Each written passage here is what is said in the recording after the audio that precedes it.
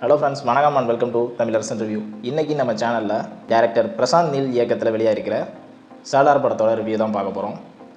Prashanth Neil வந்து KGF படத்தில் KGF அப்படின்ற ஒரு இடம் காட்டின மாதிரி இந்த படத்துலையும் காஞ்சார் அப்படின்ற ஒரு இடம் காட்டுறாப்புல. அந்த இடத்த பார்த்தீங்கன்னா ஃபுல் அண்ட் ஃபுல்லி அது ஒரு தனி உலகம் மாதிரியே இருக்குது. அந்த உலகத்தில் வந்து அரியாசனம், அதாவது இந்த ராஜா பதவின்ற மாதிரி அதை வந்து யார் வந்து அடைகிறா அப்படிங்கிறதுக்கான ஒரு போராக தான் அந்த படம் வந்து மூவ் ஆகிட்டே இருக்குது.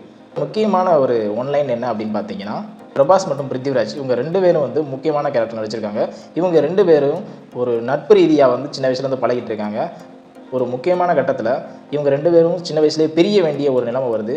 ஸோ அந்த டைமில் பார்த்தீங்கன்னா பிரபாஸும் அவங்க அம்மாவும் காஞ்சாரை விட்டு கிளம்பி வேறு ஒரு இடத்துக்கு போகிறாங்க.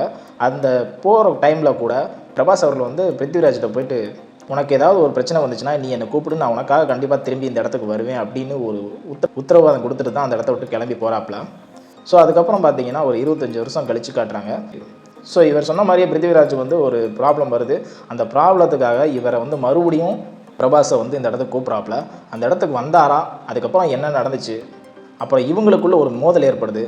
ஸோ அந்த மோதல் எதனால் அப்படிங்கிறது தான் அந்த படத்தோட ஒன்லைன். ஃபஸ்ட் ஹாஃப் ஃபுல்லாமே ஒரு பில்டப்போடையே கொண்டு போயிட்டுருக்காங்க. அந்த பில்டப்லேருந்து செகண்ட் ஹாஃபை பார்த்தோம் அப்படின்னா அப்படியே ஒரு லேக் ஆகிட்டே போயிட்டே இருக்குது. ஸோ இந்த படத்தில் டோட்டலாக பார்த்தீங்கன்னா ஃபஸ்ட் ஹாஃப் எந்த அளவுக்கு நல்லா இருக்கோ அந்த அளவுக்கு செகண்ட் ஹாஃப் இருக்கா அப்படின்னு கேட்டிங்கன்னா கொஞ்சம் லேக் அப்படின்னு தான் சொல்லணும். பிரபாஸும் பிருத்திவிராஜும் ஈக்குவலாக நடிச்சிருக்காங்க. அவங்களுக்கு கொடுக்கப்பட்ட கேரக்டரில் கரெக்டாக இருக்காங்க. ஸோ அதுக்கப்புறம் பார்த்தீங்கன்னா பாபி சிம்ஹா, ஸ்ரீ ரெட்டி, அப்புறம் ஸ்ருதிகாசன் இவங்கெல்லாம் வந்து அந்த கேரக்டரில் வந்து அவங்களுக்கான ரோலை வந்து கரெக்டாக பண்ணியிருக்காங்க அப்படின்னு தான் சொல்லணும். மற்றவங்கெல்லாம் பார்த்தீங்கன்னா எதுக்கு வர்றாங்க, ஏன் வர்றாங்க அப்படின்னு தெரியல. பார்ட் 2ல் வந்து ரிவீல் பண்ணுவாங்களா என்ன தெரியல. நிறைய கேரக்டர் அந்த மாதிரி தான் வந்து போயிட்டுருக்காங்க. சினிமாட்டோகிராஃபி வேறு லெவலாக இருக்குது. பட் இந்த படத்தில் வந்து கேஜிஎஃப் படத்தில் மாதிரியே இந்த படத்தை வந்து ஒரு பிளாக் அண்ட் சைட்லேயே கொண்டு போயிருக்காங்க. கேஜிஎஃப்லேயே அது கொஞ்சமாவது நார்மலாக ஒரு பிளாக் அண்ட் சைடில் தான் இருக்கும். இது full and fully black and சைடில் தான் இருக்குது. பார்க்குறதுக்கே வந்து ஒரு டிஃப்ரெண்டான ஒரு வேர்ல்டுக்குள்ளே போன மாதிரியே ஒரு ஃபீல் வருது. 2ஆம் உலகம் படம் பார்த்தா எந்த ஒரு ஃபீல் வருமோ அது மாதிரி எந்த படமும் ஒரு தனி ஒரு உலகத்தில் இருக்கிற மாதிரி ஒரு ஃபீல் வருது.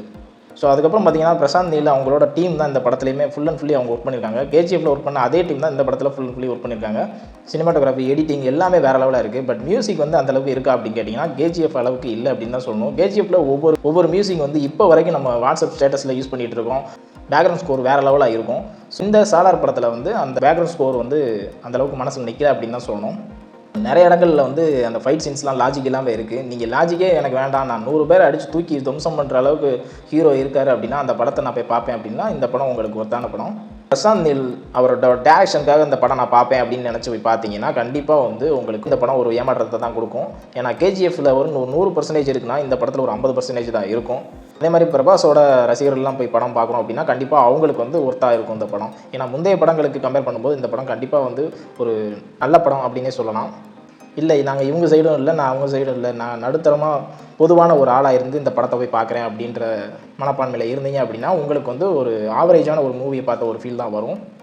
100 பேர் அடித்து தூக்கக்கூடிய ஒரு ஹீரோ, ஒரு கமர்ஷியலான சப்ஜெக்ட் இருந்தாலும் பார்ப்பேன் அப்படின்னு நினச்சிங்கன்னா உங்களுக்கான படம் தான் இந்த படம். அவங்க பட் ஃபேமிலி ஆடியன்ஸ் போய் பார்க்கலாமா அப்படின்னு கேட்டிங்கன்னா ஃபேமிலி ஆடியன்ஸ் வந்து கனெக்ட் ஆகாது. ஸோ மொத்தத்தில் இந்த படத்தை போய் பார்க்கலாமா வேணாமா அப்படின்னு கேட்டிங்கன்னா அது உங்களோட விருப்பம்.